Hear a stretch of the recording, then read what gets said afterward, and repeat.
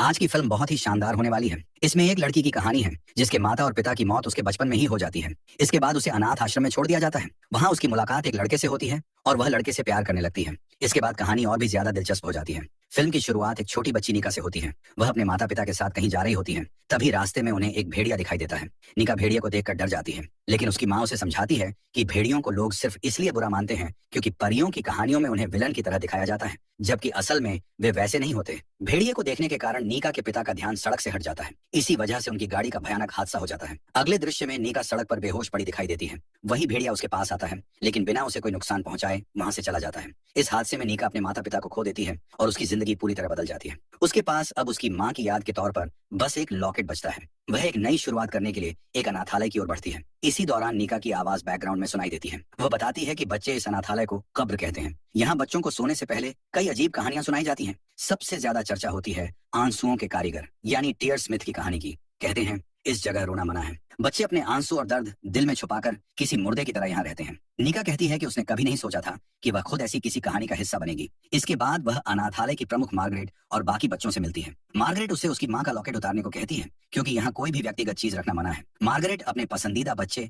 Regal से locket उतारने को कहती है। रीगल लॉकेट नीका से छीन कर ले जाता है। नीका की दोस्ती एक लड़की एडलाइन से हो जाती है। धीरे धीरे समय बीतता है और नीका बड़ी होकर जवान हो जाती है। अंत में उसका सपना पूरा होता है। उसे एक कपल गोद ले लेता है और उसकी जिंदगी में नई शुरुआत होती है। नीका एयरलाइन को अलविदा कहती है और वहां से निकल पड़ती है। उसके मन में बस यही सोच चल रही थी, कैसे उसने इस ग्रेव में इतने मुश्किल दिन गुजारे। हर दिन उसने यही उम्मीद की थी कि कोई उसे वैसे ही अपनाएगा जैसी वह है और उसे अपने परिवार का हिस्सा बनाएगा, लेकिन उसे हमेशा निराशा ही मिली। मगर अब उसका सपना सच हो रहा है। वह इस जहन्नुम जैसे अनाथालय से निकलकर एक ऐसे परिवार का हिस्सा बनने जा रही है जो उसे प्यार देगा। लेकिन तभी उसके वहां से निकलने से पहले उसके गोद लेने वाले माता पिता एना और नॉर्मन को पास से पियानो की आवाज सुनाई देती है। वे रुक जाते हैं। पियानो कोई और नहीं बल्कि रीगल बजा रहा था। रीगल ग्रेव का सबसे खास बच्चा है जिसे सब पसंद करते हैं और जो सबका चहेता है, लेकिन नीका को वह बिल्कुल पसंद नहीं। नॉर्मन को रीगल बहुत अच्छा लगने लगता है, इसलिए वे फैसला करते हैं कि परखने के समय के लिए वे नीका और रीगल दोनों को अपने साथ घर ले जाएंगे। रास्ते में नीका के मन में विचार चल रहा था। उसका सपना तो पूरा हो रहा है, पर अपने नए घर में वह किसी को नहीं देखना चाहती थी, तो वो था रीगल। वह उसे बिल्कुल पसंद नहीं करती थी। इसके बावजूद वह कभी भी रीगल से नफरत नहीं कर पाई। अगले सीन में ये दोनों अपने नए घर पहुंच जाते हैं। यहाँ नीका को पता चलता है कि एना और नॉर्मन का बेटा कुछ साल पहले मर गया था। वह भी पियानो बजाता था। शायद इसी वजह से वे रीगल से इतनी जल्दी जुड़ गए।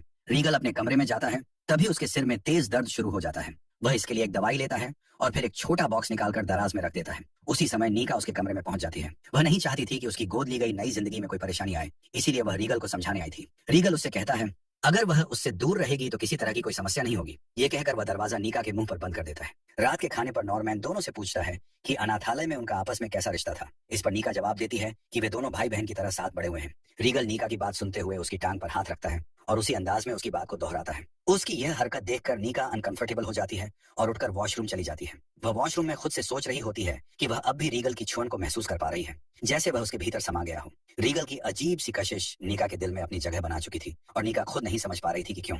तभी पीछे से रीगल वॉशरूम में आ जाता है। नीका उसे देखकर गुस्सा हो जाती है। रीगल नीका से कहता है कि उसका ये अच्छा बनने का नाटक ज्यादा दिन तक नहीं चलेगा। जिस दिन एना और नॉर्मैन को यह समझ आ गया कि सब कुछ उतना अच्छा नहीं है जितना वह दिखा रही है और असल में वह उससे नफरत करती है, तो सब कुछ खत्म हो जाएगा। नीका जवाब देती है कि एक ना एक दिन एना और नॉर्मैन को रीगल का असली चेहरा भी दिख जाएगा। उन्हें पता चलेगा कि वह वही है जिसे सब आंसुओं का कारीगर कहते हैं। यह कहकर नीका अपने कमरे में जाकर सोने के लिए लेट जाती है, लेकिन ग्रेव के डरावने सपने उसे सोने नहीं देते। वह सपना देखती है, वही अनाथालय, वही डर। जहाँ बच्चों को आंसुओं के कारीगर की कहानी सुनाकर डराया जाता था, वहाँ बच्चों को रोने की इजाजत नहीं थी। उन्हें बताया गया था कि अगर उनकी आंखों से एक भी आंसू गिरा तो आंसुओं का कारीगर उन्हें उठाकर ले जाएगा। तभी सपना ही जैसे कोई बच्चा आकर नीका से कहता है कि रीगल की तबीयत फिर से बिगड़ गई है। यह सुनकर नीका और बाकी सब वहां पहुंचते हैं तो देखते हैं कि मार्गरेट रीगल को बहुत प्यार से दवाई दे रही है। इसके बाद नीका देखती है कि जैसे किसी ने उसे एक अंधेरे तंग कमरे में बंद कर दिया है। तभी उसकी नींद खुल जाती है। अगले दिन नीका और रीगल स्कूल पहुंचते हैं। नीका रीगल से कहती है कि वो उससे दूर ही रहे। वह आगे बढ़ती है, लेकिन तभी एक गाड़ी के सामने आ जाती है। रीगल फौरन उसे खींचकर बचा लेता है। दोनों स्कूल के अंदर जाते हैं। हर लड़की की नजर सिर्फ रीगल पर थी, लेकिन वो सबको नजरअंदाज करता हुआ आगे बढ़ जाता है। नीका को पहले ही दिन एक अच्छी दोस्त मिल जाती है जिसका नाम बिल्ली है। क्लास में जाने से पहले रीगल एक लड़के की बात सुनता है।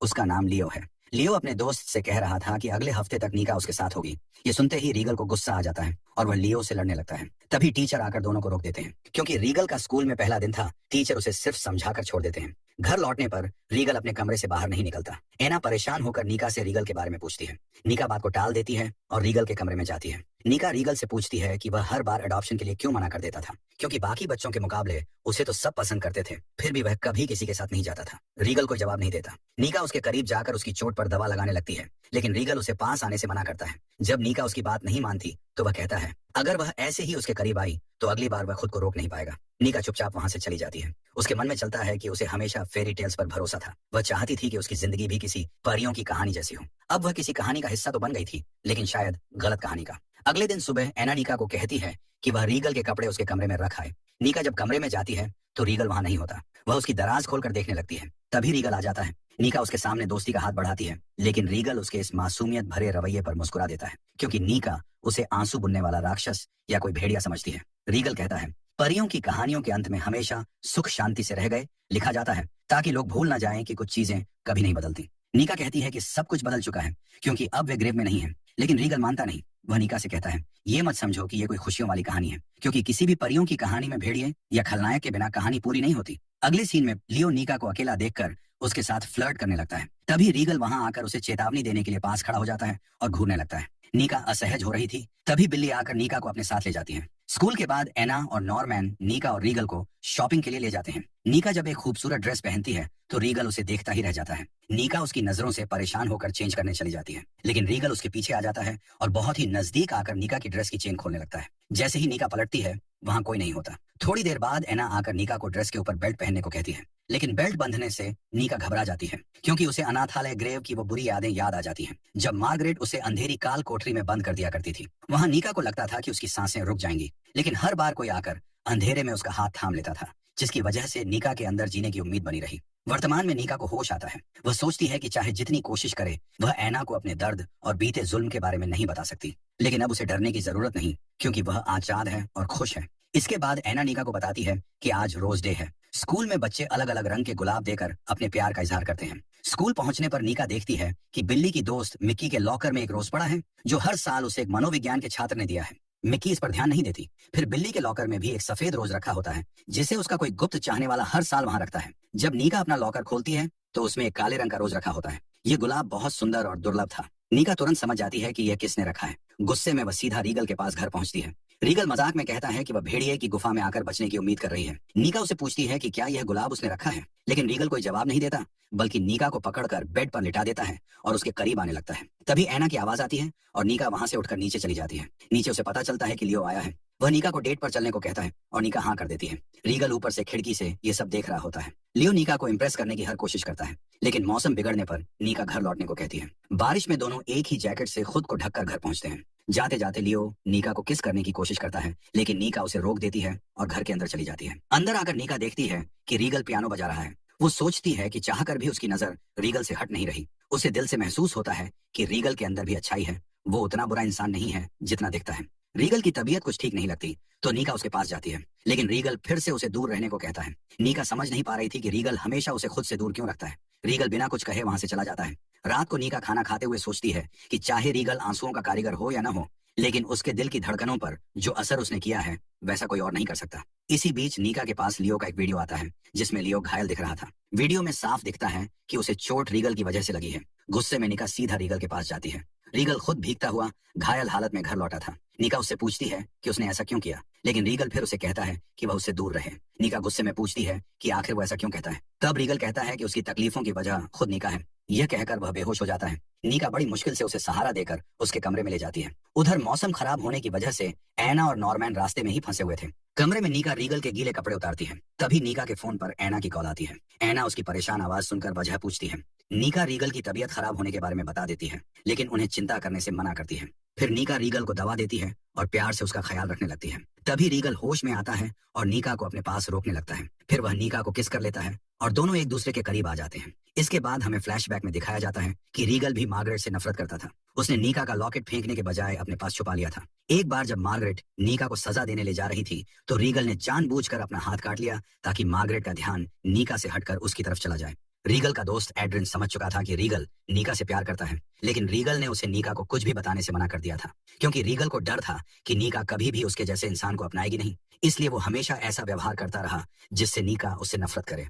लेकिन नीका चाहकर भी ऐसा नहीं कर पाई। प्रेजेंट में सुबह नीका एना और नॉर्मन की गाड़ी की आवाज सुनती है। वह अपने कमरे में जाने लगती है। तभी रीगल उसे पकड़कर फिर से किस करने लगता है। नीका भी खुद पर काबू नहीं रख पाती, लेकिन जैसे ही एना की आवाज सुनाई देती है, वह खुद को संभालती है और सीधी खड़ी हो जाती है। एना और नॉर्मन वहां पहुंचते हैं और नीका को उसके कमरे में भेज देते हैं। अपने कमरे में नीका को लियो की कॉल आती है, लेकिन वह कॉल नहीं उठाती। इसके बाद नीका और रीगल दोनों अजनबी जैसा बर्ताव करने लगते हैं। नीका लियो को भी नजरअंदाज करने लगती है। इस मुश्किल समय में उसके पास बस मिक्की और बिल्ली का साथ था। स्कूल के बाद बिल्ली और नीका मिक्की के घर जाते हैं। वहां नीका को पता चलता है कि मिक्की बहुत अमीर है, लेकिन मिक्की इस बात को सबसे छुपा कर रखती है। पढ़ते पढ़ते बिल्ली को नींद आ जाती है। तभी नीका वॉशरूम जाती है और मिक्की बिल्ली के पास आकर उसे किस कर लेती है। नीका यह देख लेती है। मिक्की तब नीका को बताती है कि वह एक लेस्बियन है और बिल्ली को बहुत पसंद करती है। हर साल बिल्ली के लॉकर में जो फूल रखता है वह वही है, लेकिन मिक्की डरती है कि अगर उसने बिल्ली को सच बता दिया तो वह अपनी इकलौती दोस्त को खो देगी। इसलिए वह नीका से भी रिक्वेस्ट करती है कि वह बिल्ली को कुछ ना बताए। अगले सीन में नीका बाजार जाती है। वहां लियो आकर पूछता है